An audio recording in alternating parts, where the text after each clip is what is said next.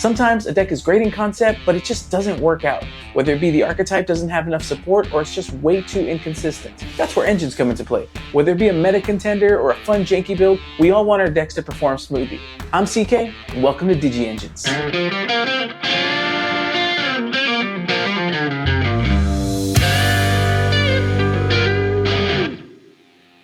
Welcome back to Valley Boys and our first episode of Digi-Engines. In this series, we're going to go over a couple of different card engines that are commonly utilized here in the Digimon Card Game.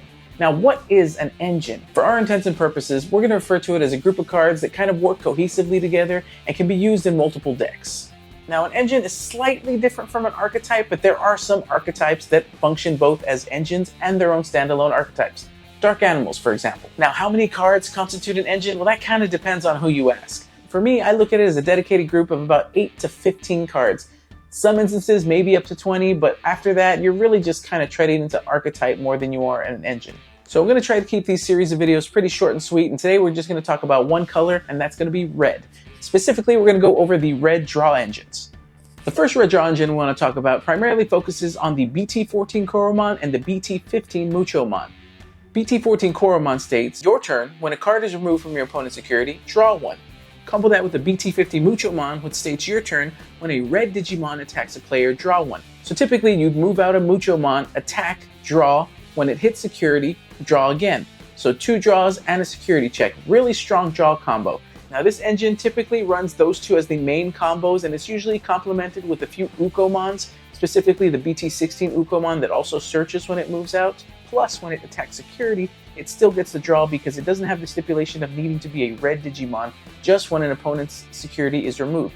With this draw engine, you can also supplement it with archetype-based bottom end pieces or level 3s that go with whatever deck that you're placing it in, or usually floodgates are run with it like Gatsumon or Solarmon, depending on what the meta is.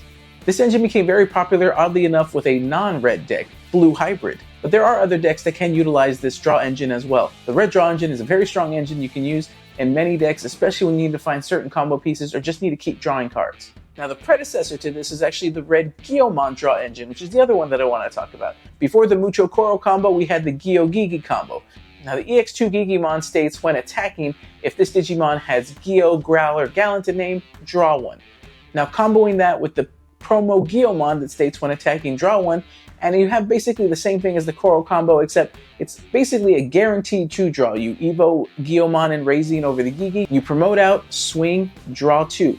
Now this technically is a guaranteed draw 2, whereas the Mucho Koro has to see a security removed from, so if they have a blocker, you'll still get the draw from the Muchomon, but you might not get to trigger Koromon. Whereas the Gigi and Gyomon combo is a guaranteed draw 2, but is a little more restricted, where the Gigimon only works with Gyomon or its line, and the Koromon can work with just about anything on top. So the Koromon is preferred now because it synergizes with the Uko engine as well. Now, Uko is another engine, but we'll get to that later on. Now yes, the Gyomon engine, you can still use Uko as well. Uko is a sub-engine that works in just about any deck for consistency boosting, but of course you won't get the added benefit of the egg like you would using the Koromon, which is why the Gyomon draw engine is kind of phased out in preference of the Mucho combo. Now, you could still use Gyomon with Koromon and Muchomon to really maximize that draw and combine these engines to make a really strong red draw engine. Now, some decks that use the Gyomon draw engine were like Machinedramon back in the day. There were some iterations of Machinedramon that used the red Gyomon draw package to find your pieces, and Dorbrickmon used it as well because Dorbrick needed that guaranteed draw 2 cards, and if Gyomon survived, you could digivolve into Gyomon X for free, get an extra draw off of that, and the Gyomon X does have Dragon in its typing, so it is a cross source for Dorbrick. So that's why Gyomon might be preferred to some Dorbrick users, those that are still out there. Now that's the quick overview of 2 draw engines that we have in the color red. Now through this series, I do plan on going over each and every color and discussing a few different engines that are involved in those and some uses for them. And as I stated, this is a new series that I wanted to start just to kind of put out there, especially for new players who are just getting started on their deck building journeys. If you find this type of video helpful, please leave me a comment down below. Let me know what color or engine that you want me to discuss, and hopefully I'll get it on a video soon. Hope you guys enjoyed the content. Hope you guys come back for the next Digi-Engines.